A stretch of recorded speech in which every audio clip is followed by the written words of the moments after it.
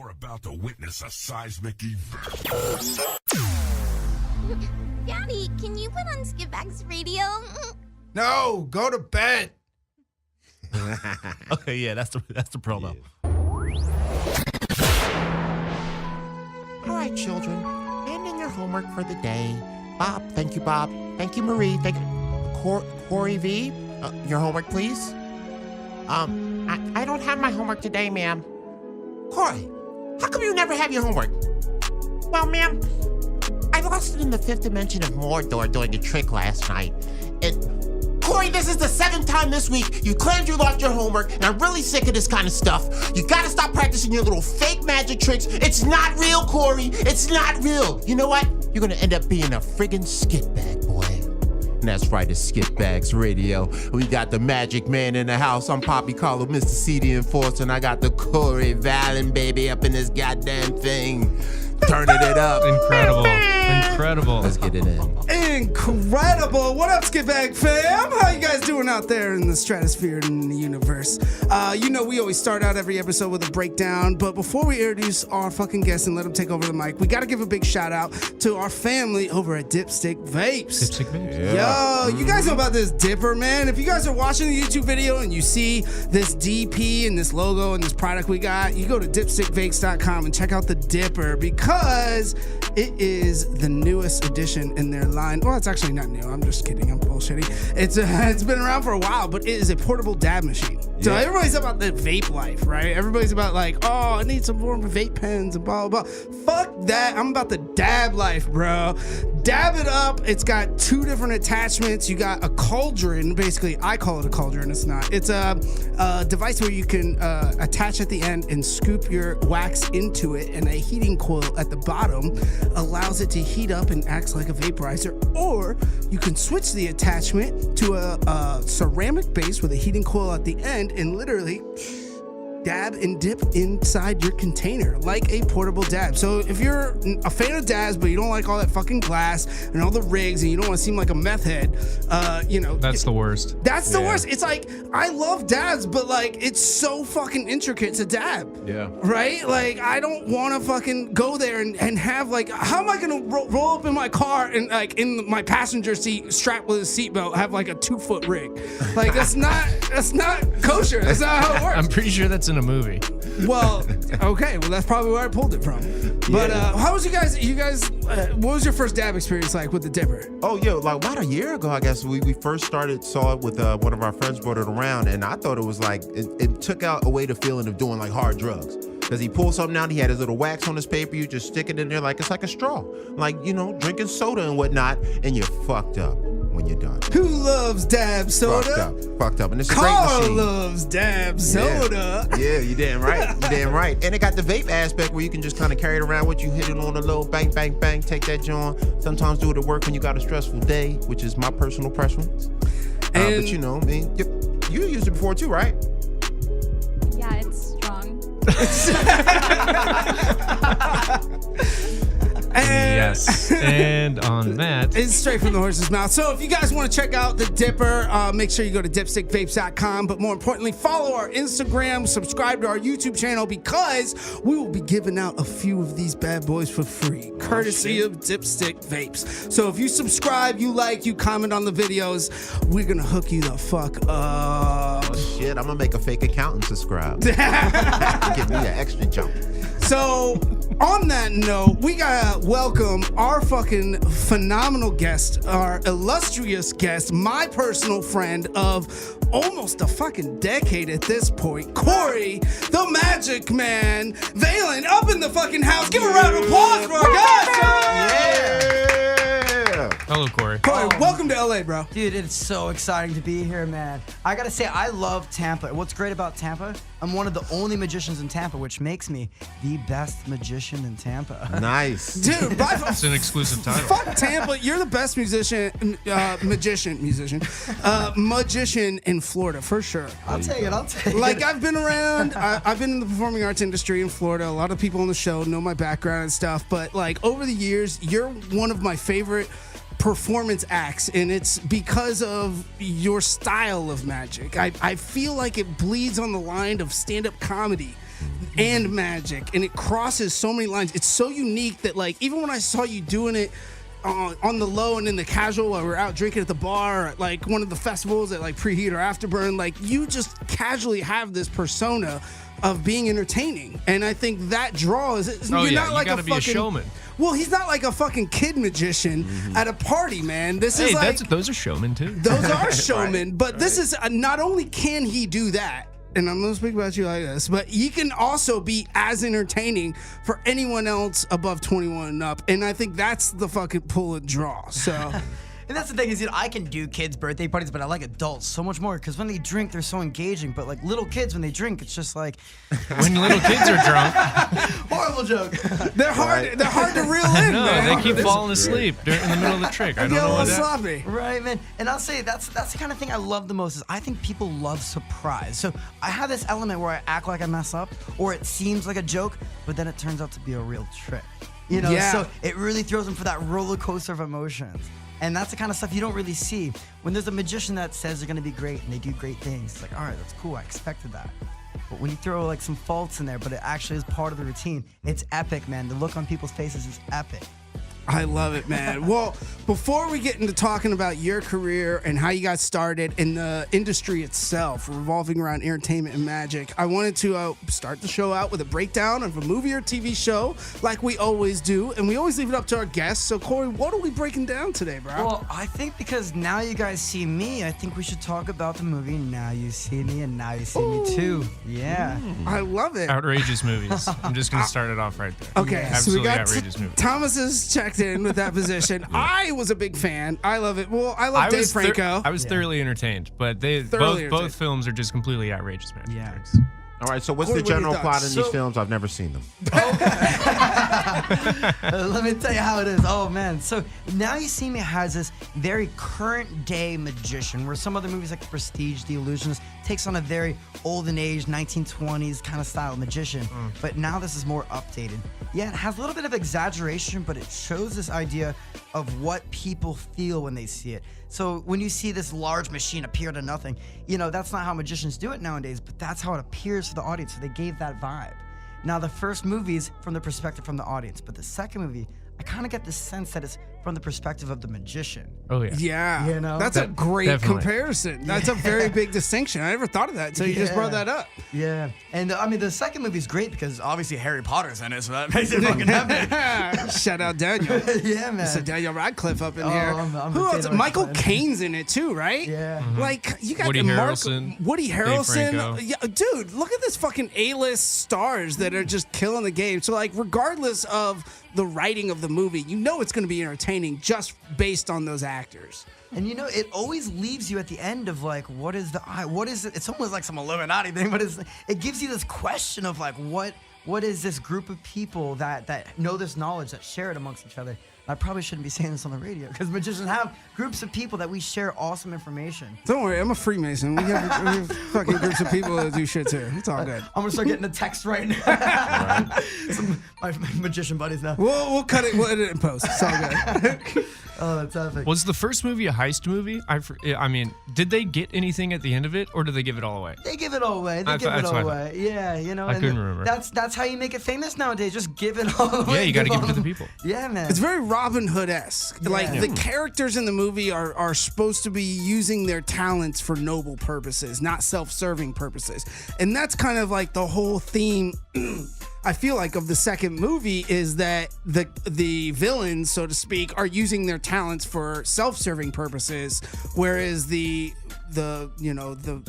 magicians or the eye or what are they called? What's their group called? The Four Horsemen. The Four Horsemen. The Four Horsemen are trying to unravel that and undo that and like give that power back to the people. Yeah. And they do it in a fun way. That's the thing. Like a lot of these, when you look at society nowadays and you want to do like a Robin Hood-esque, it usually involves like conflict. Like fighting, I'm gonna take from the rich and give to the poor. Where this is all done like non-violently, is done entertaining, and is done with a smile on your face. So if there's any way a lesson to take away from that, it's like you can still accomplish your goal by being a nice person and being fun and putting a smile on others' places. Yeah. So I really enjoyed that aspect of it. Not to mention, I did enjoy fucking Woody Harrelson talking to himself. he plays two characters in the movie. He plays him and his twin brother, by the way, in the second film. So in case you were wondering what that reference was. So wait, it's like the X-Men, but they're all magicians, pretty much. We're like that. It's like Robin Hood, but they're magicians. And they all got their special powers. One's like the mind guy. One's like the sleight of hand guy. I would say like Robin Hood meets the A-Team. Yeah, Dave because Frank. like, each one has their specialties. Like this guy's on demolition. This girl's on this. He's tech person. This Woody Harrelson is like the old school, like flamboyant magician, and then Dave is like the street magician. And then everybody's got their own like field, and they all come together. Like a little team, like a little street team. I remember, Thomas, you mentioned the part where they're throwing the cards around. And that's from the second movie. The first movie is pretty good. Yeah. It's like not great, but by the way, I was thoroughly entertained by it. We forgot to name drop Morgan fucking Freeman in this, like one of the OGs of the OGs. But then the second one just goes completely off the rails, and the tricks are like these are not real tricks anymore. Some of them are, and Jesse Eisenberg. Sorry, we forgot to name drop that too. But anyways, some of the tricks. I mean, let me know. I want to kind of like debunk and break down some of these tricks because I know, like with Jesse Eisenberg in the second film and his trick at the reveal at the end, the big climax where he makes the rain go up.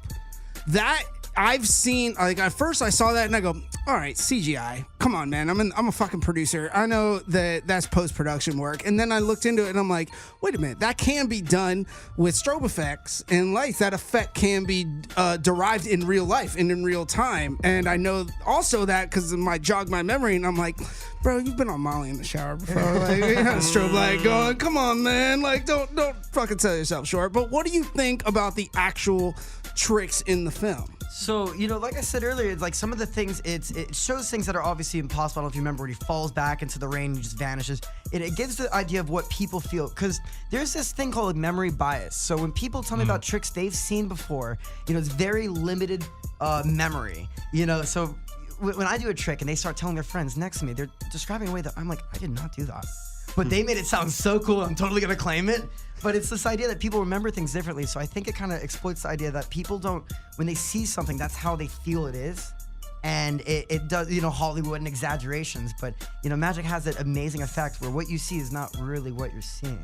So you think as a magician, and like I know that this is probably, well, let me hear what your opinion is on what their attempt in this movie, but it was not necessarily to perform a trick, but to exert an emotion.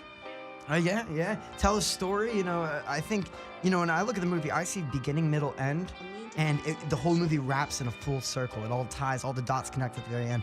And that's a good thing of any good comedian, any good magician is telling a really good story. Having that beginning, middle, end. So it has those elements I love in movies. Is there any aspect of either of those two movies that you're like, bullshit, or I wish I could do that better, or like, what if that was in real life? Like, what out of those did you take away? The biggest emotion I took out of that was, it makes you wondering at the end, is magic real? It makes you question, it makes you wonder, is magic real? And that's always subjective to the person. That's a question I get as a magician a lot, is people ask me, is magic real? I think it's like, what is your definition of magic? If you define magic in a certain way, then obviously it might not be real, but to me, magic is something you feel. When I do a trick to a little kid, that kid smiles. The whole group has this look on their face. That is the magic. Yeah, the it's about the trick might be a reaction. trick. Yeah, the reaction, that emotion. Yeah, no, magic is definitely real because it's a practice art, but also some of you guys are actually from like hell. So yeah, like David Blaine, straight out of Satan's lair. They're using multiple dimensions. They're going in and out. They're shifting. They're doing some shit. Freezing man. himself in Central Park Doing for some like shit. 7 days. Dude, I'm telling you, they're doing some shit. Holding his breath. How long did he hold his breath for? Like 20 minutes or something like that. Something like that. Crazy. But he trained with I've watched him talk about this. He trained with the free divers. And there's a breathing I don't know about 20 minutes, but I know that you can train your body. Like I've practiced, shout out to Wim Hof and the Iceman Wim Hof. But you can train your body to do certain things. I'm nowhere near and intelligent enough or experienced enough to speak on this. He does, and if you guys have seen any of his recent specials, he does this trick where he takes a needle and sticks it through his hand. Right. Now, you could think like, whoa, that's a really elaborate trick. it's not a trick. He just sticks a needle through his hand. Yeah, exactly. He's not. These are things that anybody could do. Well, you know, through repetition. So like for that, Practice, I would guess because I used to date a piercer. So like I would guess that like based on piercings, like you develop cartilage and like it's just almost like muscle memory rehearsal. Yeah. Like you develop like, oh, this particular spot, I know I can go through and then come back out and it'll be straight. But like first time you do it, like you're fucking bleeding. There's an actual physical thing. So I mean, I feel where you're saying where like it's all about the reaction and depending on the structure of the trick or of the setting is really kind of case by case basis. You know, it's like, do you know like when you go to do a trick, do you have an understanding of like who your audience is? 100%. It's never the same cookie cutter performance. I'm always adapting it in the heat of the moment. I can read it and it's to a point where I'm not really conscious of it, but on the inside I feel it, you know, and I know what they want and I know how to give it to them. That sounds a little dirty, but that's what she said. That's what she said. Ladies. The magic man with the magic hands. No. All right, hold on. Time. I'm gonna pause this session because I gotta give our listeners out there a little backstory on you. You motherfucker have always had the hottest fucking assistants I've ever seen. Isn't that a part of the show? Isn't that like a rule? Yeah, but you have dude, to have somebody to grab everybody's attention. Let me just tell you from experience. When Because you it's see this like- 'cause motherfucker in work, like he is the Hugh Hefner of magic. All right, like he's a gentleman. He is very respectful. He's honorable. He has nothing negative that I've ever experienced, or I've never heard a bad word spoken about you. It's all been blessed things. But from a just guy's perspective, I'm like, bro, you fucking killed the game. You slay it. And it's been a while since you and I have actually like hung out and spent time because of different careers and everything. But every time I see you, like, your first, I believe when we first met, right after that, like maybe a year or two, you had who is now a Suicide Girl as your assistant. And like, what is her name? Because I want to give her a shout out. Lindsay Baker. She's Lindsay Baker. On Instagram, it's Weedhead, W33D, HEAD. Check her out. Oh my God, guys. Do yourself a favor and go follow this young lady. She's amazing. Yeah, man. She's epic and she's got the personality to go with the looks too, you know? And that's what I think is most important, is when you got a certain kind of energy to you. Well, and also, like, it's your ability to charm. Like, out on the street and in the bar scene and on the festival scene, whenever I see you out in public, like, we're at a bar and it's 100 people there. And you're doing your thing in the corner and I'm just observing from like off in the distance. And I'm like looking at you and like me in my mind, I'm like breaking down like, how does this motherfucker do this? I'm like, how does he do it? And I go, it's your charm, it's your wit, it's all the above. So I think that's ties into your ability to win over a crowd. Yeah. You know what I mean? And that's what I always tell people, and this is anyone. Shout out to Nathan. Let me get a shot right now, baby. And this is our guest, ordered some Postmates right here. Here you go, brother. Well, hey, cheers to here and now and the rest of the session and many more times back at the station with you guys. Right. There you go. Hell yes. Welcome back. Well, before even we get in it, we got an open invite for you, brother. I told you. I'm going to convince you to relocate. Yeah. You're going to spend this week with me, and you're going to be like, holy fuck, what have I been doing this whole I time? love you, Tampa, but they come back. Now, the one thing I wanted to say earlier about, this is for anyone that's coming up into any kind of art field. One thing I realized as a magician, you could have the best tricks in the world, but if you can't approach a group of strangers, you have nothing. But the thing is, you got to find your way, your thing, that your niche is. I find that people have this like, they want to be entertained. They want to be approached. And so when I go up to them, I almost act like I'm giving them $100. Not physically by any means. I'm giving them value, and I want nothing in return. I do a line when I'm at gigs that I'll go up to a group of people mid-talk. I'm like, hey, I don't mean to interrupt you guys, but they paid me to interrupt you guys. And they get a little laugh, a little chuckle, like, what's your name? It's like, Kevin. I'm like, oh, that's correct. I say all these lines, get them laughing within the first second, and then I don't even have to do magic at that point. I'm already in. I can converse about anything. That's what I mean about your ability to be a stand-up comedian as well as a performer of magic. Like, your ability to break the ice, your improv, and your ability to read people is so keen. Like, I'm so surprised you're not doing a stand-up set and then doing magic as well. Yeah, well, so I do out in Tampa. I'm probably take it out to LA. I see all the theaters out here. I do an Yo, adult. we got connections. Let's bro. run it, man. I do an adult-rated dirty magic show, 18 and up, out in Tampa. It's one of the only ones of its kind out there. I saw it. What was the title of it? You did it at Stageworks. It's Magic Redefined. And There you it's- go. It's all about, you know, the story of how I got the magic, but it's also this epic comedy where you think it's a trick, you think it messed up, but it's all part of the roller coaster of emotions. But it's dirty, man. It's like, can I bring my kids? And I'm like, no, no way, Jose. But that makes it more fun. Yeah. It makes it appealing to our generation and our age group. Because, you know, this was one of the questions that I had for you is how do you overcome that stigma of like, oh, I'm a magician, and have it be like, what do you play, kids parties? Like, that's the challenge. That's like the biggest, in my eyes, I feel like that's the biggest stigma and challenge to overcome. 1,000,000%. Now, what I love to say is when people are like, oh, you're a magician. I'm like, no, I'm the magician. Yeah. It sounds so much cooler, you know? And once I see that, they kind of get a sense, you know, they get that vibe from me. And once I show them one trick, and I do a trick that's so quick, and it's so visual, and it makes them laugh, and now they're like, oh, damn, this guy's the real deal. And from there, it's just playing around. It's having a lot of fun from there. What made you want to be a magician? Well, and how long ago was it? Well, today is Sunday, right? So let me think. Saturday, Friday, I skipped Thursday. It's like 3 weeks. About 7 years now. I've been doing it full time. I've been doing it for like 8 Damn, years. that means So we when met did you like start, right when you were start starting training off the for jump. it? So when I was a senior in high school, I was Yeah. trying to press a girl on a date for Valentine's Day. I went on YouTube. This is the best story. Yeah. I went on YouTube and all these really cool tricks. Then I got called in at work and I never went on that date. But I kept the tricks. You know? Nice. You know, life doesn't happen to you, it happens for you, you know? I was devastated, but I look back and I'm like, man, you know, if it wasn't for that moment, I wouldn't have got into it. But the weird thing is I look back at life and I see all these signs pointing to being a magician, and I didn't realize that until I was already doing it. It's like, you know, the dots connect when you look back. And so it's one of those things, I tell the whole story at my stage show.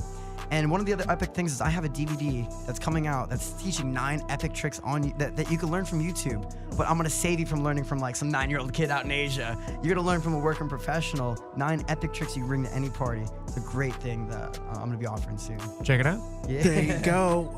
What? Real quick. So where can people? You got your website. Where can people find that? Yeah, it's gonna be v2magic.com. There you go. V2magic. And that link will be in the description of the video. Also on all of our social media. Do you share with the audience how to levitate? Ooh, you know what, man? You're reading my mind right now. Can you levitate for us right now? You know what? Yeah. Yeah. No, but Why would you test I just any need- magician? I need. Do not test the Lord. I need. Is there a pair of glasses here, or is there a straw here, or anything like that? Yeah, I got sunglasses. right Sunglasses. Yeah, that'd be Yeah. perfect. Bust them out. Oh. Now, I'm not gonna levitate right here, but I'm gonna levitate these glasses. Yeah, I don't think levitation would be super exciting for the people listening. you gotta subscribe to the. You know. Yeah. And, No. if, by the way, if you're listening to this on Dash and you want to actually see this, you better fucking jump over to our YouTube channel and subscribe and check it out there. Because obviously this is a trick and you gotta watch it. You can't just listen to it. But as we go, Carl and I will break down, or you can narrate yourself and describe so people hearing it only will understand what's going on. And this is just a very quick 3 seconds. And can you see the glasses from where you're at? Yeah. All right, so watch the glasses on the count of 3. 1, 2, 3. Oh. Those are my fucking glasses. Let the Those are- record show that the yeah. glasses flipped over. And That's now evil, they're yo. X-ray glasses. Woo! Yeah, well, dude, thank you for doing that to my glasses. I love this. I Pure think evil. we're pure evil, my ass. Pure evil. I rebuke thee. The Lord Jesus I know. rebukes thee. I'm gonna go home and rub my Bible twice, and I'm gonna call my grandmom and apologize for what I did in the 3rd grade. If that's evil, Satan, sign me up. He's a wizard, Harry, or a Harry wizard. I don't know. Yeah, that is so simple and so quick, Yeah. but gets the reaction. Yeah. Exactly. It's all at about the reaction. How instantly we all reacted. And it's using everyday prompts. I'm using something that's there, so it feels real personal. I'll say, so kind of going back to that question, what got me into magic? So after knowing some tricks, I did a trick to a little kid. I want to show it to you in a moment. But I did this trick to a little kid. The smile that this little kid had, his father said he's never seen his son smile like that. But it had to do with him and his hand. So I'm going to use you for this. Yeah. Open up your hand. I'm going to bust out my balls. Which sounds really bad. It's not that bad. It's my sponge balls. Yeah, well, you don't know how X-rated this show really is. I feel like I'm not every magician has a joke about getting the little balls out. Every single magician. Yeah. Oh no! Wait to hear mine. It's gonna be epic. So, it's Carl, right? Yes, sir. Carl, would you like the blue ball or the black ball? I'm a blue ball guy. The blue ball kind of got taking one for the team. So the black ball goes into my hand. The blue ball goes in your hand. Squeeze tight. Now, did you feel anything? No. And that's what my girlfriend always tells me. Oh, she hates that joke. But see, mine's gone. Uh-oh. Right? And there's nothing on my sleeves except these massive muscles. Slowly open up your hand. And then... Nice. Okay. Describe what just happened, Carl, so the audience listening. Wait, I'm busy rebuking him, so give me a second. Let the record show that Carl is making a cross with his fingers. That's right. That's right. Well, basically, he had one ball in his hand. He gave me one ball. He did some old magical, because he evil. He did some old magical shit. He cast a spell. And then he cast a spell, went to a couple dimensions, put the other ball in my hand somehow. So when I opened my hand, there were 2 balls. He froze time, opened your hand, put the ball in it, sat back down, and then unfroze time. Now, I know we're I on think radio. that's how he did it. I know we're on radio, and I know it's going to be a lot of incentive for people to check out the YouTube, but I have one last one. It goes such hand in hand, and no pun intended. Check this out. Carl, you're going to get magicianed. There you go. Carl, open up both your hands face down. I'm going to sit a little bit more apart. Carl, make a fist out of both your hands. Raise one of them up. Put that one behind your back. Now, Carl, tell him, what did I just draw on my hand? Like X. An X, yeah. Now, if I take the X, watch the X for the people at home. If I take the X. Sick. It has been removed. Wait, it's been removed, but Right. check it out. Should I open up my hand or something? Yeah.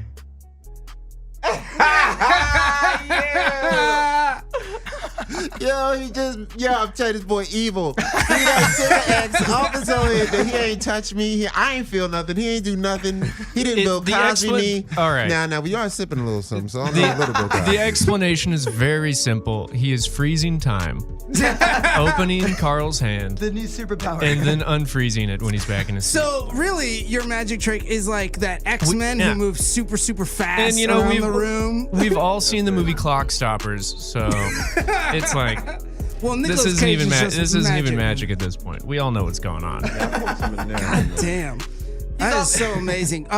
That's also filled for you as well. There's some in here. Yeah. Epic, yeah. Well, I was just letting you know. Anyways. Yeah, we can cut all the parts out where we're boozing. Yeah, well, you know, This hey, will- it's this- for the unedited This version. will cut from the end of the trick to whatever you're about to say Yeah. next. But you know, according to Dash, we're drinking water. Yeah, This is water. This and is- that'll be cut out as well. No, you know what we're drinking? We're drinking Flint water. Flint water. Tastiest stuff ever. It's Oh brown, my but it's God. tasty. I know. I can see the rust. So I want to ask you about a festival burner life, and I want to tie this into your magic career because there is something magical about being at a burn. And when we say burns, for all you guys and gals out there who don't know what we're referencing, it is events like Burning Man. Burning Man is, if you don't know, just fucking Google it. If you don't know by now, then you're sleeping. But there are regional burns and there are local burns all over the country and all over the world. My home burn is personally Alchemy. I've been going to Alchemy in Georgia for over a decade. I haven't been in a while because I've been out here on the West Coast. But in Florida, we have preheat and afterburn. And I think that's where we met at the bars and then we reconnected out in the moment, out on the playa, quote unquote, but in the woods, you know, and on the field, you know, for that. But in an event like when you're approaching your craft and you bring it to that setting, how much more magical is it? Like, what do you curtail your different tricks? Like, how? Because you're all about connecting. You're all about getting a reaction from people, and I can't even articulate how magical those events themselves are. So, 100%, dude. So magic is only as good as the audience watching, and the audience there is epic. So I've never been more creative. I've never been more improvisational. I make myself crack up. I make my mind blown. Just because not me, it's the people and their energy in the sense of like, you know, when you go up to someone and their acceptance to you, you know, if you're on the streets, you know, I've seen out in LA, people get their headphones on, they're walking real fast. They don't, but when you have someone that's embracing you, you know, and you're at a place where it's timeless, you have nothing there's nowhere you need to be except where you're at. Radical self-inclusion. Yeah, man. Yeah, and there's no time, and it's just where you're at, it's where you're supposed to be. And so when someone approaches you with entertainment, you're excited, you're fueling, it's almost like they're fueling my fire to the point where it's exponential, man.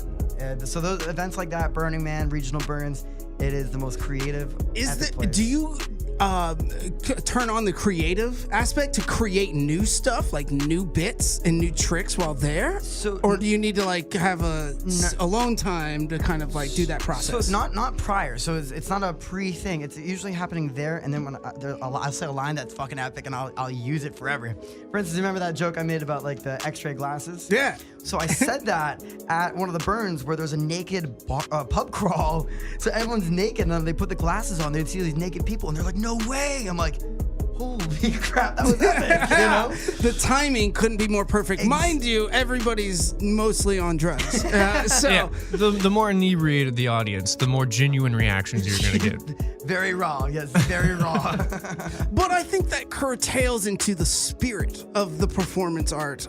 No matter what performance you're doing, if you're performing music, theater, magic, stand-up, whatever, when you go to these creative centers, I feel like it is the best way I can describe it. It is a structure that is designed for you to create and participate no matter what your background and no matter where you come from in life on your everyday circuit. You know, it's like forcing you almost to embed you in the creative aspect. So like I'm sure I've gotten inspiration. Life-changing moments have happened to me there. And I can't second how, you know, that has changed. And like I always get bummed out when I go to like places like Coachella or Bonnaroo or like even Wakarusa now. Like some of these big festivals are very like, oh, I'm in college, I just want to like watch Avicii and like, you know, Dylan Francis. And I'm like, guys, there's so much more. There's so much more out there. Like, why, you know, let's use this energy, this creative energy, and let's put it to good practice. So, based on that, what is there, where's that transition where you can take, like, the theme, the energy, and the environment of being at like a burn at a festival and then applying it to like your act and your performance in everyday life in front of people who don't know that lifestyle? 100%. So what I think is epic is like, so there's a principle about gifting, and the gifting is the idea of giving without any expectation of return. That is something we could apply to ourselves every day. Give someone a compliment. It's not about physical things. Give someone your attention. Give someone a smile. You're beautiful, man. You know, Compliments. I don't know, with this Me Too era, you know, you can't be giving too many compliments and shit, because then that means you're trying to fuck, and then that means you're a rapist. So slow down, Mr. Right. Mr. Magic Cosby. Slow down. Whoa, all right. Pump the brakes on the Magic Cosby there. I see where your joke head is at, bro, Carl, but I don't want to associate that with this man. You know, I just try to keep him getting sued. That's well, I've already touched your hand without you knowing. you pudding pop. Check your dick. No. No. So I want to give it back to you for a compliment, dude. When you opened up the show, I was not prepared for that. That was so good, and I love that kind of art, that kind of energy. I love that kind of talent. I don't know what you want to call it, but I love it, man. Thanks, man. And that's something you can bring anywhere you go. You know, Yeah. you'd be waiting at the DMV and just make it epic. Everyone just Right. starts chuckling, and the thing is, when you raise people's energy up, you know, people start getting more involved with each other.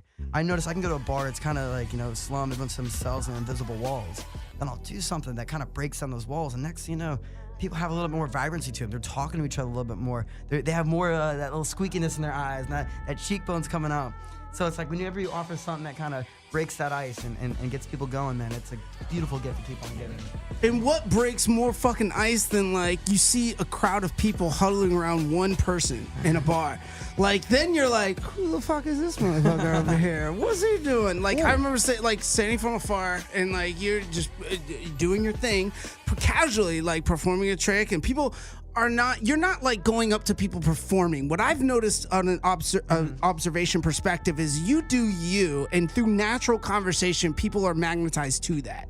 So when you tell people, like it's just me observing from like at McDenton's from the patio or something, I'm like, yeah, Cory's doing this thing, and you're not approaching people say like, hey, here's my trick. You're like just talking to somebody as a friend, and you're like, oh, I'm a magician. And somebody's like, wait, what? And then like, show me, let me do this, blah, blah, blah. And the more you do it, the more people congregate, and it builds on itself. And sooner rather than later, you're stealing the fucking show. There might be a band on stage, and everybody's outside on the patio watching you do magic. Yeah. Like that's clutch, man. That's a pretty awesome vibe, because it's not like you're not intentionally seeking it. It's like you are the flame and everyone's being drawn towards. It's like a wizard and whatnot. You know what I mean? Do you ever get magic haters? Like sometimes somebody like trying to ruin the trick or trying to fuck it up. And Immediately after you do a trick, how many times do people call you out like, "Oh, I just saw what you fucking did," and then he tells everybody in the circle? Well, so I it's so weird for me. I love when that happens. I appreciate when that happens because it gives me this opportunity to work. Because if everyone just made it easy for me, it wouldn't be fun. So I do come across sometimes, but I'm able to usually twist what they say and make it right back to them. Where I've had the wildest of haters in a sense turn into the biggest of fans just like that. I'll tell you a brief story. Some dude it was late at night, St. Pete, and bars closed down. I find this little crowd, they're loving it. This drunk and hectic whatever guy, heckler kind of guy, comes up walking all drunkenly. Yes. And I'm like, name any card. He's like 13 of diamonds, trying to be all throw me off. Well, what he didn't know is in my deck of cards, I happen to have a gaff 13 of diamonds. But no, it doesn't end there. It doesn't. So I have to keep it cool, right? I have to keep it cool because I can't freak out. If the magician freaks out, no one knows what to do. So I'm doing this thing where I'm trying to make him grab out the 13 of diamonds because I can do that. Oops, sorry. But so what ends up happening is he grabs out 2 cards on accident that are next to each other. He's supposed to grab one. He grabs 2 cards. They happen to be the 10 of diamonds and the 3 of diamonds. He freaked out. Wow. Like the look on his face was almost like scared. But then I took those 2 cards and I turned it into a 13 of diamonds. Dude, you can't plan that stuff, And the biggest skeptic guy was now the biggest fan. That's dope. Talk about 360. Man. And this is about you got to take it on with courage, not intimidation. You got to love it. You got to love what you do. You can't expect everyone to give you a good time because you got to be the good time. Yeah. And sometimes the people that are hardest to impress are the ones who want to be impressed the most. They're the hardest ones to love. They're the ones who need the love the most. It's like, God damn, you should give a fucking class to actors out here. That's bro. why the DVD's coming out. That's why. His There's words so of many wisdom. goddamn fools in Hollywood that think the opposite as far as being actors and performers out in this town. And I wish more people had your mentality. They'd be far more successful. And I think that's invaluable. That's one of the reasons why I wanted to have you on is so you could articulate this and tell the people out there because our fan base is to the up and comer in the industry, and there's lessons that you've taught just in conversation and just me observing here in this show where now I'm gonna take a different approach to how I do a business deal or how I do an audition or what I look for in a candidate for a certain part. I mean, all these things are very important in the performance industry, and I think I'm just astounded about your ability to deconstruct the human psyche. That's one of my biggest fan base things about you is you're almost a psychologist as well as a performer.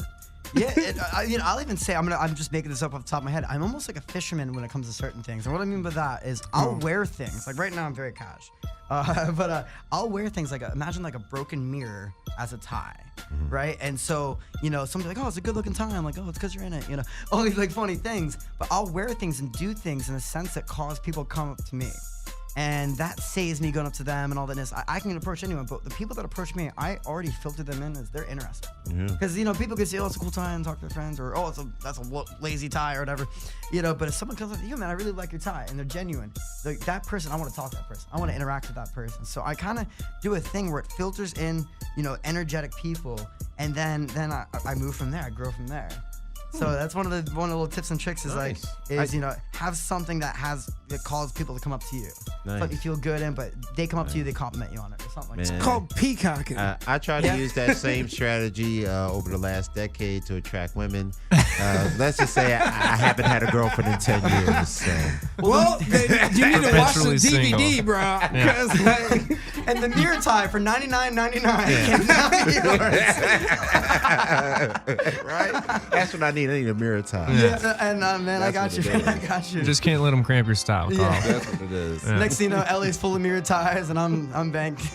So, performing over the course of your career, what are some of your favorite moments? Where are some of your favorite venues? Because, Yeah. like, I wanted to ask you about this. I want you to answer the first question first, but segue. I lived in St. Augustine for about 2.5 years, and it's the oldest city in America, and it's heavy tourism based. And, you know, I used to give ghost tours at an old jail, and I worked for a distillery giving tours. So, like, I was in the entertainment type business, and what I see based on my knowledge of living in that city is like, you could thrive in that environment. And that's kind of like a small environment, like St. Augustine, Key West, Savannah. Like, you fucking thrive here or in Vegas, truthfully. Like, you're at that level now.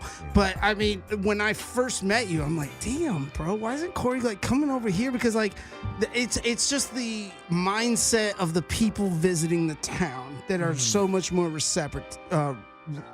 Receptive. Yeah, but not only that, they're contributing as well. They So- want to be a part of it. They want to be interactive and engaging. So interesting. So I got like 3 awesome points on all of this. So I'm so hyped right now. No, don't worry. Don't apologize. This is No. what we're looking for, bro. So, all right, so I'll go from end to beginning. So with LA, something that I'm really proud about coming from Tampa was, you know, if I grew up here in my beginning stages, which I'll talk about too, I hope to talk about the beginning stage, and somehow it goes full circle. St. Augustine, it's gonna go full circle. It's gonna be epic. And Vegas, oh my God, my mind's blown already. We got it, bro. So hear me We got out.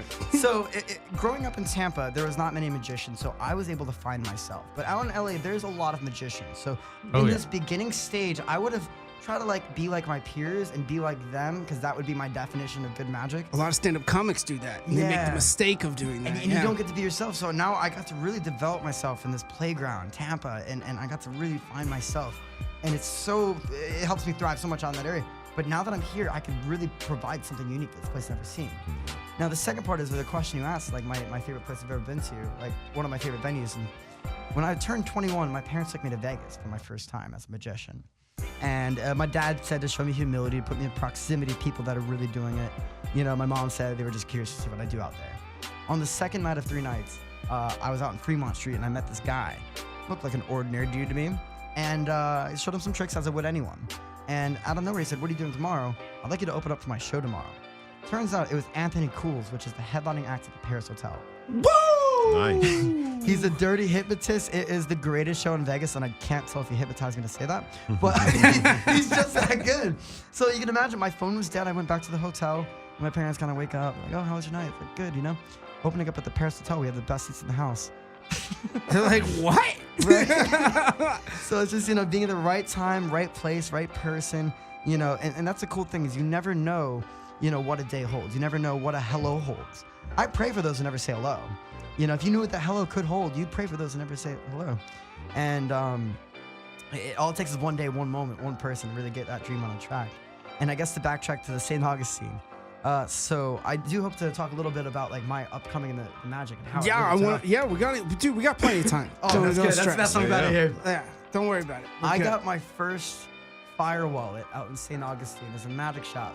So, I mean, I know. Shout out to that magic shop. It's right on, what is it? The old St. George- St. George. something like that, St. yeah. George, the main strip, it was the oldest street in America. It's over 450 years old, and it's not a driving street anymore. It's been closed down, so you walk it, and there's a bunch of shops on the side. And segue, when I first moved to St. Augustine, I applied to be a magician at that magic shop as a part-time job. Yeah, and they didn't hire me because You whatever weren't a they magician? said. Because you were Cuban.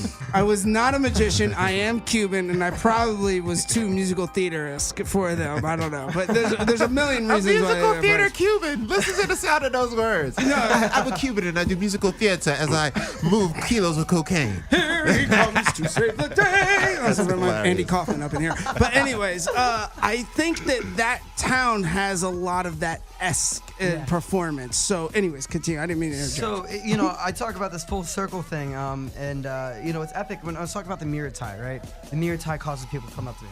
Well, this thing right here that I'm lighting up on the camera, if you see it, my wallet catches on fire. You may have seen one of these things. I've never met more people in my life from one item than that. It's a $50. On my website, it's a $60.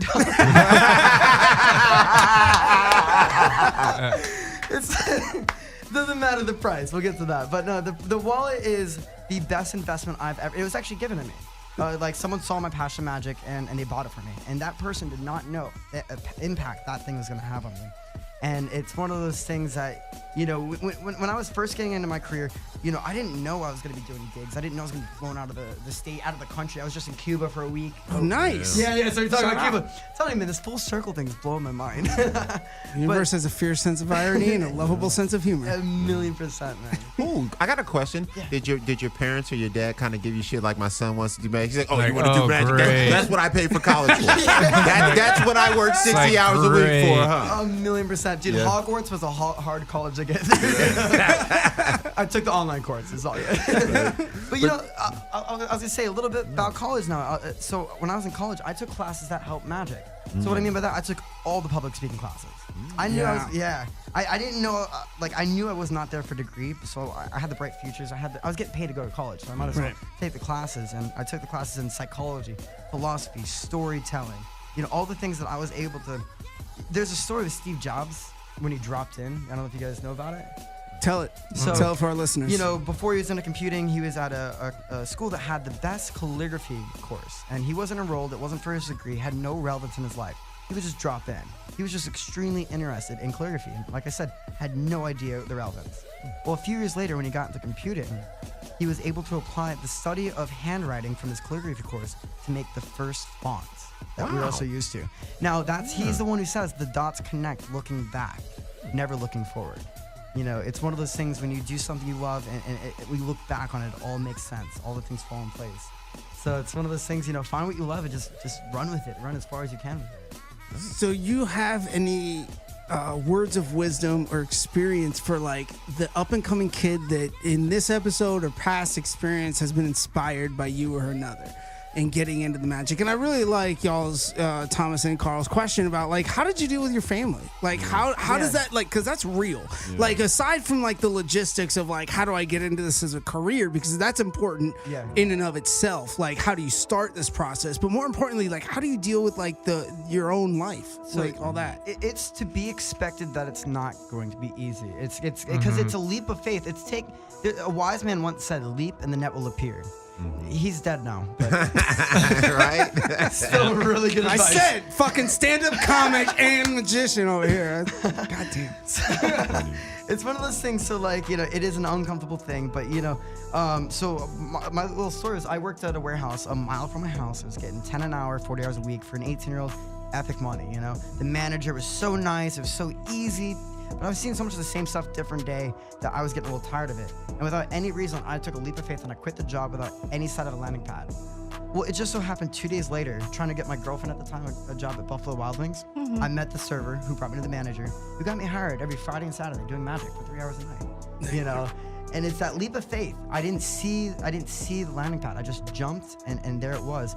And once my parents saw that, they kind of just started readjusting their old school ways of thinking and really started to trust me in a sense and let me spread my wings. And because if you try to shelter someone too much, you know, their wings can't spread, and that's why they fall. Nice. You know, it's letting that parachute open up fully. You know, it's and you gotta trust it sometimes. Shout out to your parents on that. Yeah, for one. real. Yeah, they're good parents, man. Because They're most parents aren't very supportive. open-minded. You know what I mean? You tell them, oh, I want to be a rapper or an actor, or I want to be a theatrical dancer. You know what I mean? They're gonna be like, you're gonna make money Like doing great, that. yo, great. You're gonna make money doing that? Yeah. Okay, right. Okay, now what about this other? And that's where that's that idea too. Is like it's not wrong to have a job while you pursue what you love. You know, I think it's a quote. It's like what you do from 9 to 5 is, you know, your job, but what you do the rest of the time is how you make your living. You know, it's how you spend your time and your passions, and when you're out saying hello to people, you know, you never know what a hello holds. All it takes is one person to be like, yo, I actually need that service. I need that, or I want that. And people, honestly, like when it comes to you and your performance, I don't even think people say, I need this. I think they discover it. Yeah. I think they discover it and they say, oh shit, I've been missing this. Why doesn't my life incorporate more joy? More instant, easy joy. Like a lot of times joy is like worked for. Like you go to a movie, you sit out and you expect to be entertained. You go to a concert, you expect to be entertained. With you, it's very spontaneous. It's very unexpected. And I think that's one of the biggest appeals, in my opinion. It's the idea of supply and demand. I create the demand and then I provide the supply. like, God damn, entrepreneur, Like- magician, fucking entertainer, comedian. like, What the tell fuck me else right you now, got, bro? everyone wants a firewall and a mirror. I actually would love a firewall. I want that shit for work. I want to use that shit in meetings. So they're like, Carl, you've been late 3 times. I'm just like, what was y'all talking about? Yeah. They're like, And you know for what, Carl, go ahead. $75. The price keeps going up. $74.99 using the promo code Skitbags. Yes. And we're giving some away. Yes. Ooh, I have a question. Carl Anthony from Wakanda News reporting. Have you ever invented like a new magic trick? So, I mean, we have some time a little bit. Yeah, Oh, yeah. Oh, yeah. dude. Yeah, Oh, dude. man. Yeah, we got like another half hour. So I got some freaking stories for you guys. So inventing a magic trick, I've always thought that it takes a certain kind of mind to create magic and then a different kind of mind to perform it. And that's not necessarily the case. And I found that out while out in LA. So I'm out here with a guy named Julius Dean. You can look him up on Instagram, famous. You guys probably have already heard of him. Super famous. But every time I go out with him, we have this awesome team of consultants and just energies, personalities. I met this dude, Tom Elder. So he is the craziest magic inventor I've ever encountered in my life. And just hanging around him, my mind's starting to churn of how I can invent things as well. But in the way that I personally invent things is I take things that are products that you could buy and do, and then as time, it gradually evolves. And after time, it almost transforms into something completely brand new. The other one last idea of it is that, when you take this item and that item and combine them, and they've never met before, you're almost inventing something. Yeah. So you take that. It's like hip hop. It is, yeah, 100%, man. Yeah. All art, if you just, I think I don't know if this is a good thing to say, but it's like, creativity is the ability to hide your sources. It's this idea, if you have a source here and a source here, and you put them together, it's like, oh, this guy's creative. It's like, nah, I just have this and that. Tarantino said steal from the best. Steal from the best, yeah. Steal like an artist or something like that. I forgot how it goes. Yeah, man. And I think, when you surround yourself around people that are minded like that, it naturally rubs off on you. So, if I hung around magic creators all the time, my mind would just naturally run into that. Wait, so question, is there a completely separate group of magic performers and magic creators? Almost like they're like your weapon makers of old? Yes. They don't You know what I perform, mean? they just create. There is that, like, they don't have the personality, like, they're kind of like, could be awkward, but dude, you put them behind the scenes, man, they will own some things. And Almost like engineers. It's like the getaway driver. Yeah, yes. the Alfred the Batman. Yeah. Alfred can't be kicking ass all the time, you know? So, it's having a good team. That's one of the biggest things I learned is having an epic team. And that's one thing I'm working on is developing, having someone that specializes in this. And I can outsource things that I can do, but someone does it way better, and having that whole thing. And that's where you start to thrive. God, man, you done gave me like 2-3 good movie ideas. I want to make a movie about the magic creator guys and then the magic guy trying to get his rep at the magic castle. Man, I'm robbing you. They kind of already made that movie. Say, hey, you're giving away $1 million ideas, bro. We are a film production company. Save that shit for off air. Isn't Strike that the plot of The Prestige, though? Strike the record. Pretty sure that's The Prestige. Well, like, And also Now You See Me, to a degree. what are your thoughts on some of the other fictional magic movies like The Prestige? So The Prestige, okay, dude, I love that movie, and like it feels like Wonderful movie. The whole movie is like a magic trick, At the very end, that's when the reveal happens, and they give you all this foreshadowment, but you don't realize it, unless you watch it over and over. You don't realize all these foreshadowments that are taking place.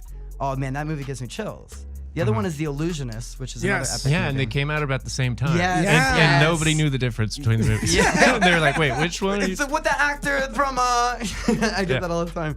The Illusionist, it leaves you at the end wondering, is he an illusionist or is it real magic? And it's up to the the person watching it. It's up to the viewer to just determine, like, because they don't give you a clear answer. So I love that idea where it's up to the viewer. Which do you think is more effective at communicating magic as a medium? The fictional movies like The Prestige or The Illusionist or Now You See Me, or the reality-based TV shows like David like when they Blaine used stuff? to do. Remember those primetime specials with the masked magician? Yeah. That was some crazy shit So, back in the day. There's a flip of a coin. I personally see it because he didn't reveal any of my secrets, so I didn't care. Actually, when he was doing that, like I was actually watching the show, learning stuff because I was already into magic, but I wasn't doing it at the time. But one thing is that the flip of the coin is some people see it as really good because now people are interested in magic. Kind of like the Carbonaro effect and whatever it is that can stimulate magic and put it in people's minds. You know, whatever it is. Now when I approach people, like, oh, it's like the Carbonaro effect. Oh, I've seen the Masked Magician. That is now the other side of the coin is, oh, I can't say how many times people, I'm like, pick a card. And he's like, oh, I know this trick. I've seen the Masked Magician. I'm like, I just said pick a card. There's so many things I can do. Like, what are you talking about? Right, that guy ruined it. But you know, that's gonna be that person's gonna be like that anyways, and no matter what. So you know, it has its thing. But I think as long as it's being planted, that magic, whether it's a movie, whether it's in person, is people are thinking about it. You know, and there's ways of it. David Copperfield was huge. Doug Henning. Even before that, Johnny Carson was a magician. He'd bring on magicians. Really? Yeah. Carson was? Really? I Is didn't that why know he always this. used to do that stupid genie thing? Because he was kind of clowning his magician skills a little bit? yeah. Talk about the most famous late night talk show host Was of a all magician. time. I never knew he was a Then magician. Neil Patrick Harris. Not only he was a magician. I knew that. Oh, yeah. What about the guy from 12 Crazy Kids? The gray hair. Steve Martin? Steve Martin. Steve Martin He was a was- magician. Really? Yeah, Wow. he was an epic one too. Like, I want to say better than me. You want to say? I love how you're like. I want to say he's better than me. I will say his act that he did on Johnny Carson. I've not done an act as great as that. I'm just, but like, I don't know. He can't do it like street and like that's me. like but, the 70s. and you would era? never know that. Yeah. So you know, it's out there. So whatever that can plant that idea of magic in people's minds, it goes in waves. David Blaine and Chris Angel brought it. You know, then it kind of left for a little bit, but then it came back with Now You See Me and the Carbonaro effect. And it's just, you know, it goes through waves, and I'm really riding a fucking tsunami right now. It's an epic time where people love magic. So like, if you had unlimited amount of money, like, but won the lottery, whatever, and you wanted to put on a show, you wanted to do a tour, you wanted to do whatever you want to do, what would you do? Like, what is your ideal situation? What's epic? You said it. You just read my mind. If I won a lot of money, I would want to take my show on the road. I'd have a tour, and I have on paper all the things that if money was an object, what I would do, and it's epic. And the fun thing is, like, you know, if I won the lottery, I have this concept that if I won the lottery, I'd almost want to burn all of my things and start from scratch. Nice. Like, I keep the money in the bank, so I have it. But I'd go to Walgreens, start doing some non-card tricks to get like a tip, to get a deck of cards. Use that deck of cards to get a tip, to get 2 decks of cards. So I can do more with that. Wow. And then Yeah. start growing, so I can relearn all these things. But just having the money in the bank, so when it comes to the big show, I can do the big things. I don't want to skip a step, you know? It's that growing, getting into that phase, that journey that makes it valuable. Building on itself. Yeah. There's a quote, I pity the millionaire the person that inherits $1 million but isn't a millionaire. You know, it's the idea of millionaire is a personality. If you lose $1 million that you won, good luck winning another. But if you earn $1 million, you know, that's you. You know, that's who you are. Yeah, you're motivated to go out and like, oh, well, I did it once before, I can do it again. And Yeah. to like the everyday person out there, everyone's like, oh yeah, good fucking luck. You happen to make $1 million on this one idea. Good luck doing it again. Like they see it as winning the lottery, whereas the entrepreneur sees it as, oh, I just did this thing. Like, why wouldn't I make $1 million off of this thing when I can go apply myself and my skills to something else and make another $1 million? Like, it's a mindset. It's totally different than the lottery winning experience. You know, so the most valuable currency that exists, Jim Carrey said, is the effect you have on others. Yes. So, you know, something I'll tell you from the story of my LA trip. I've been on it 4 days. After this, supposedly I'm going up to Logan Paul's house. They're doing like a podcast thing. Nice. Shout out. Yeah. So, you know, whatever it is. Low gang. Yeah. Low gang. No, he goes, what's the name of his new YouTube show, his podcast? it's Impulsive. Impulsive, yeah. Impulsive That's with Paul spelled out in the word of impulsive. So that's where I'm going to be behind the scenes on this. So I'm very excited to be here, not behind the scenes, you know, be a part of this. But, you know, so hanging out with Julius, you know, he's connected. So yesterday we were with some guy, Matt King, who is famous on Vine. The day before was, let me look this guy up because you guys probably know him. Super epic dude. But what I'm getting at is when you hang around one person that knows a lot of people, you meet one person, you make them feel good, and they showed all these other people. Now the connections. If I need to, like, you know, create tires, and I met the tire guy, you know, it's making the great connections. the Tire King. Yeah, that's what Hollywood is all about. It's all about networking. This is a Working relationship people, build being industry. a nice person. Yes. You know what I mean? Like I was always tell people that the greatest basketball player, greatest person at anything is probably not even famous because they got Yes. shitty network skills, or they show up late, or they like to drink. I like to drink.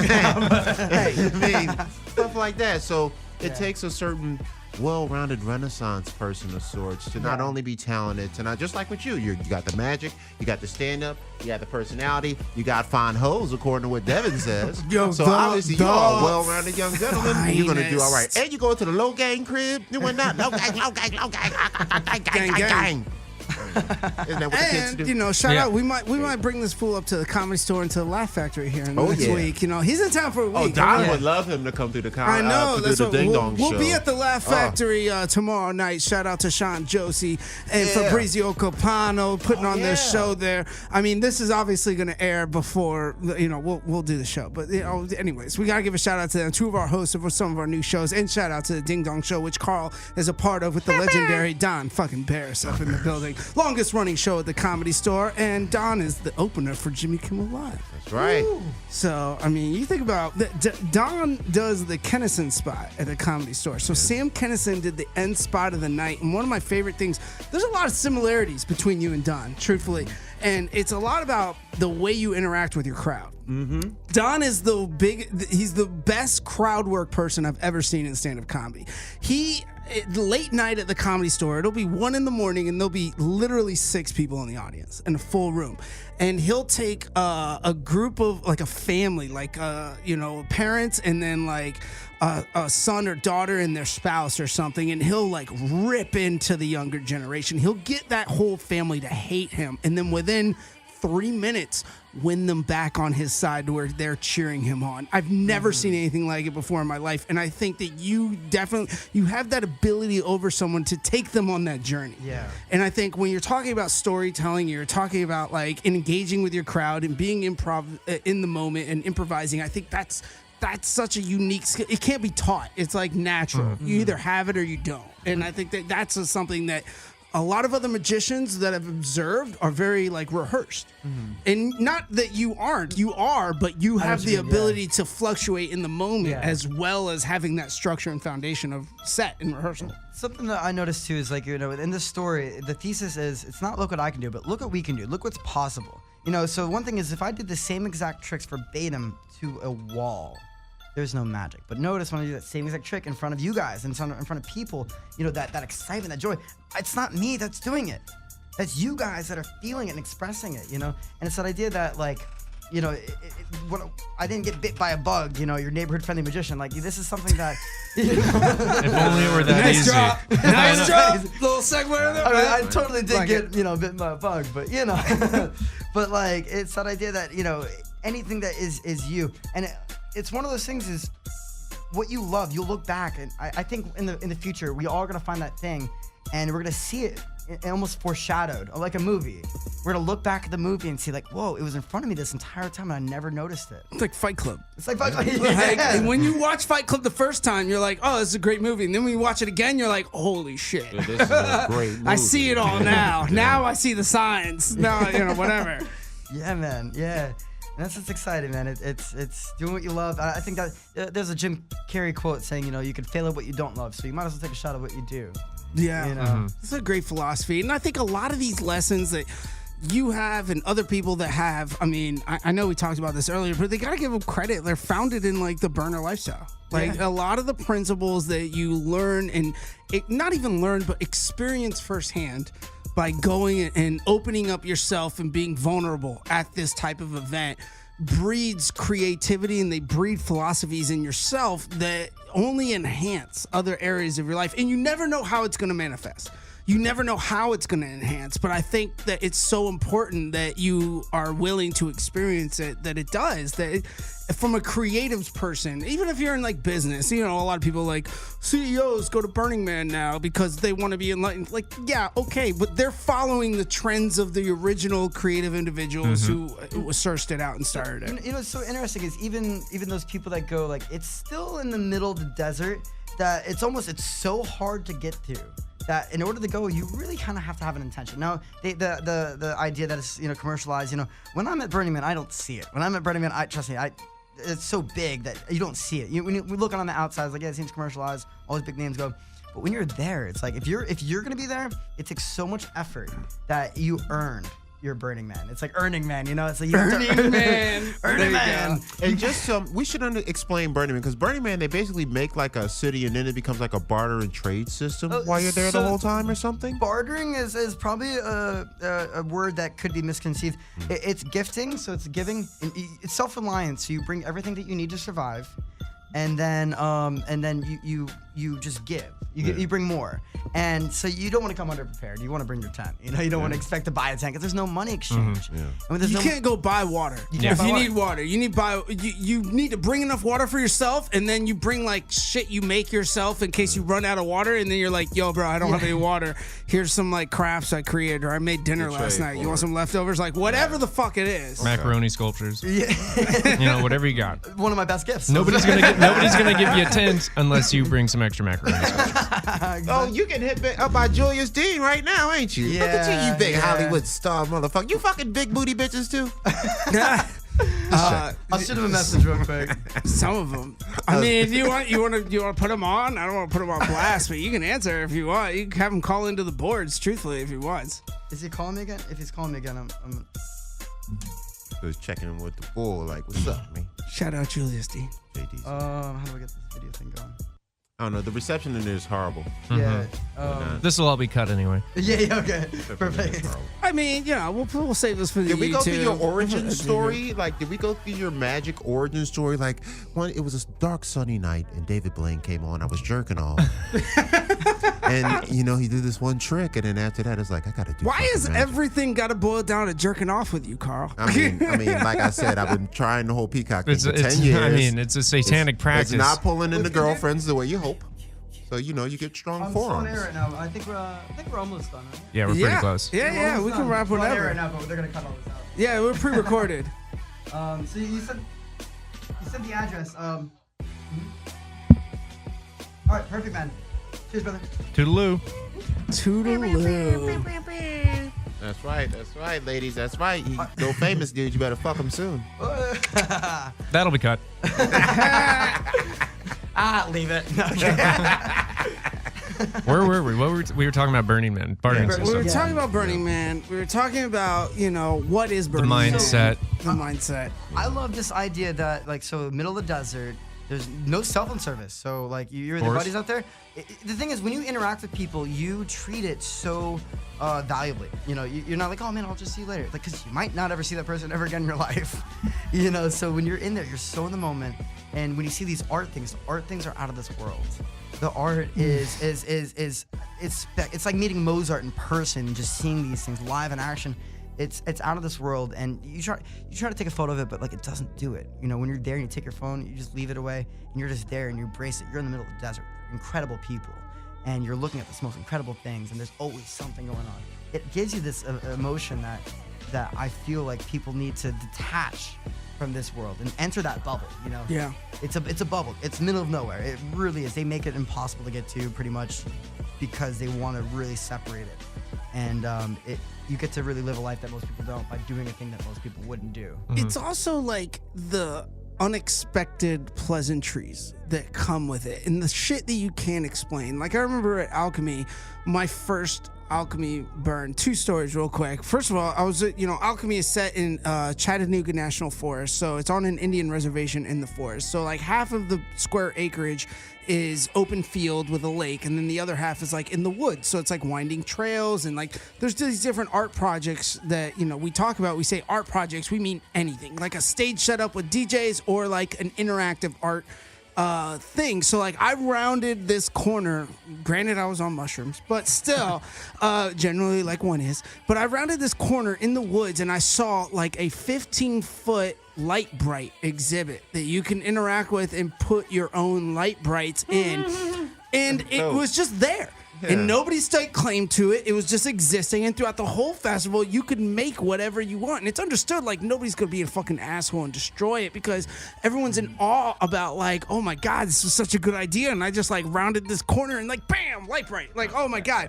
And, like, one of the best, the stories about my home burn, my first burn experience, I didn't know what a burn was. I went with my friend Daniel Lewis, shout out Dan, to my first burn back in, like, 2010, 2009, something like that. And I was in a theme camp that we were camping with, Trouble Bubble. Shout out Trouble Bubble and shout out Mood Hoops. If you want your LED hoops, go to moodhoops.com. Biggest hoop displayer in the world. But anyways, I was sitting in one of the tents, and it's like a communal tent in a bubble. So imagine like a diameter of like 25 feet, and in it like 4 water beds and lights, and it's like a lounge area with like a hookah in the middle, and just like a place to like get away from the nonsense and just relax, right? So I'm sitting on this bed, and I'm sitting there for like 20 minutes, and then across from me is a gentleman dressed in a dress. I don't know who it is. I'm just like, say this, and I'm, on some drugs at the time, but I'm like relaxing, smoking a bowl with me and my friends, and then halfway through the bowl, I hear from across the tent, Devin? And I go, what? And the guy in the dress runs over and gives me a giant hug. And he's not wearing underwear, so his balls flap out. And then what I see is coming at me is one of my friends from childhood that I've known since I was 5 years old. And I go, holy fuck. I had no idea that you were involved with this. We haven't spoken in like 8 years, blah, blah. But it was such a mind fuck and such one of the blessings that I've ever experienced. Like, how random is this? When you're in this moment in the middle of the desert, you're in the middle of the field, and the planets just line up, and you're like, oh my God, I have nothing but like surprise and admiration and love. And like he sat there afterward and he goes, I bet you didn't think you'd run into me with a dress on right now. And so he goes, sorry about my balls hanging out, I'll put my dress down. And I'm like, at that point I'm like on acid, and I'm like, Jesus fucking Christ, bro. Like, yes, I'm trying to wrap my head around just seeing you, much less seeing you in a dress. Like, come on, I love you, but like this is just a lot to take in at the moment. Like, and it's one of the best experiences I've ever had. Not the fact that I got hugged by a guy in a dress, but the fact that it was one of my childhood friends that I never would have had that connection with if we didn't meet on that level and on that plane. And now we'll forever have that connection and that bond, and I'll always have that story. Every time I, go back to Florida, I might see him at a family function, I'll be like, yeah, so what burn have you been to, bro? And everyone will be like, what is the secret club that they have? It's like, it's not a secret. It's just you have to be willing to let that guard down and that vulnerability down. And a lot of people in Florida and a lot of people out there are like, what the fuck are these hippies talking about? Like, they're like, there's so much stigma of like, I'm not about that life. But until you're in the moment, you really can't describe it. Words can't put it to word. It's one of the few things that someone has to actually experience versus being told about. And I feel like that's the same with your magic. Somebody has to experience it versus being told about it. And that's where, I think it kind of goes back to that question, like, what is magic? To me, my definition of magic is that feeling. That feeling when you saw your friend, that is magic. And the thing is, when you define magic as something like that, magic is everywhere. The moment, like you'll never see it if you don't believe in magic, you will never have the eyes to see it. You gotta believe in magic. You gotta believe in your definition. What is your magic? And you'll see it. It's all around us. My tricks are a metaphor for that magic. My tricks evoke that emotion to make you recognize that emotion when it's apparent. It's all around us. It's like whether it's someone you thought of that day, or you get an advertisement on Instagram about something you just said. That's probably not magic. That's probably just something. But yeah, 100%, man. Well, here's magic. You posted on Instagram that you were coming to Cali. And you and I haven't talked in over 5 years. And I saw your post and I was like, yo, we have an opening this week. You're in town. Come on the radio show. And here we are. Yeah. That's fucking magic, man. Yeah. That is truly magic because, like, we had an amazing conversation. I've loved everything that we've gone over, and you're an amazing performer, an amazing human being, and I'm so grateful that you exist in this world. That in and of itself is the magic of the universe. Like, granted, like, shout out to Instagram because it made it happen, but at the same time, like, if it wasn't for that little exchange, we wouldn't be here talking about this and creating new magic and creating this moment, which I hope to God our listeners and viewers out there will take the best away from, and I think they will, man. This has been one of the most fun fucking times. This has been, I don't know, what do you guys think? This has been one of my fun episodes. It's also a rekindling. I still got his devilish X on my hand. So this shit is real. The evidence is on Carl. Oh man, there's an X on me. There's something going on. If it lasts longer than 4 hours, consult a doctor. I'm very concerned. I'm very concerned. I am very concerned. It'll never wash off. That's a tattoo. Yeah. I know, right? No. It's a brand. It's a beautiful. He's marking his territory. A good thing the X is on the inside of the hand, on the outside, because then you'd never be allowed at bars and clubs. Yeah. Because Carl does look like he's 19. He's been drinking that vampire blood. All right, Cory, thank you so much. A round of applause Thank for you. our guest, everyone. Where can the people find you, To Cory? the camera, let them know man, what's they going on in your world. They can find me at chrisangelsucks.com. I'm totally kidding. David Blaine is thedevil.com. Right. At Instagram. Cory for the win. No, it's going to be, if you find me on Instagram, it's at CORYVA, and I guarantee you'll find me from there. It's Cory Van Valin. Even out in Cuba, they were able to find me at that. So I'm pretty sure if they find me in Cuba, you can find me wherever you're at home. So, yep, and hopefully stay tuned for the DVD. Hopefully stay tuned for the stage show out in LA, and we'll make some things happen. man. And I'm if very you want a excited. flame wallet, $85 if you call. That's right. That's right. perfect. All the links to everything that Cory's talking about will be found in the description of the video. So make sure you pop on over to YouTube, subscribe, like, comment, and you'll be hooked up with Cory and all of his future endeavors. And I guarantee you we'll be working together in the future. Like, I already got the wheels turning. I already got some schemes on some schemes. But on that note, Carl, start us off. Take us around. Oh, yeah, you know, say Mr. C Enforcer Poppy Carlo on the Insta Jesus and whatnot. Check out the Ding Dong Show, which is on Mondays in the Belly Room at the Comedy Store. Also on the YouTube with Don Barrett's longest running show in the Comedy Store. Check out the GT's Comedy Jam. We do 2 shows a month. Always got to see it. Check out skitbags.com. You better do it anytime. We got the daggone Clapper, which is on the Netflix or whatever it is. Some kind of shit and whatnot. But watch the Clapper.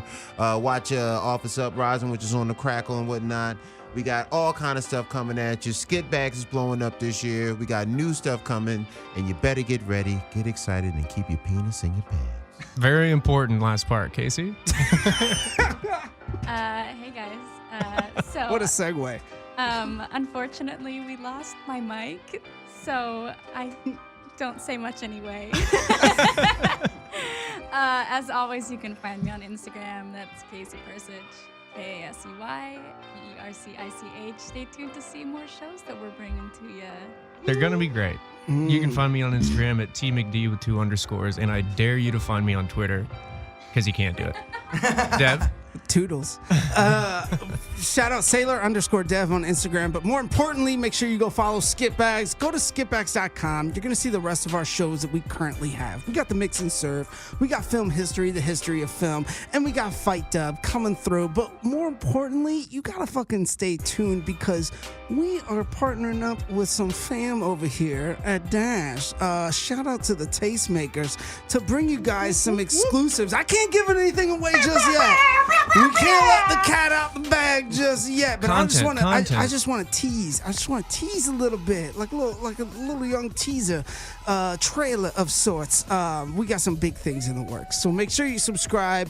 Make sure you fucking subscribe to the YouTube, and if you like and comment, you'll be enrolled into the Dipstick Vapes contest, and you'll get free swag from Nuwaza Apparel, Dipstick Vapes, and some of our other brands and sponsors. We're going to give away a big gift basket here coming up soon. So make sure you like, subscribe, and that'll be entering you. Make as many fake accounts as you can. Hey, It's only happening you once. know what? Right.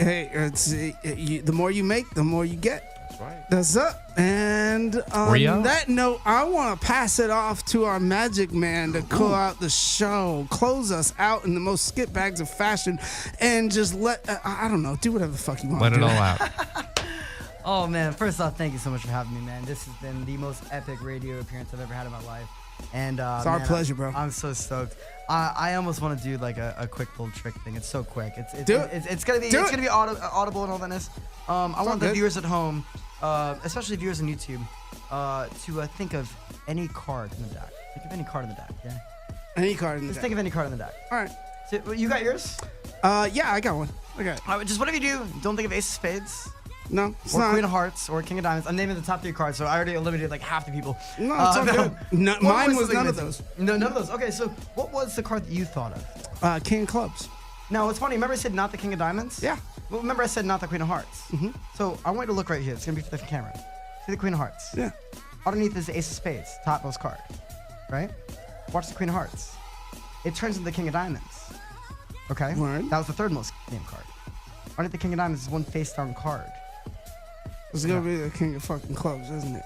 I'm gonna take a shot of fucking fireball after this. God damn it! And Skitbags Radio, we out, motherfucker! Cory Van Valin, the Magic Man, in the house. Thank you so much. And make sure you fucking watch this on YouTube so you can see what the hell we're talking about. Doodles. Peace out. Skitbags Radio.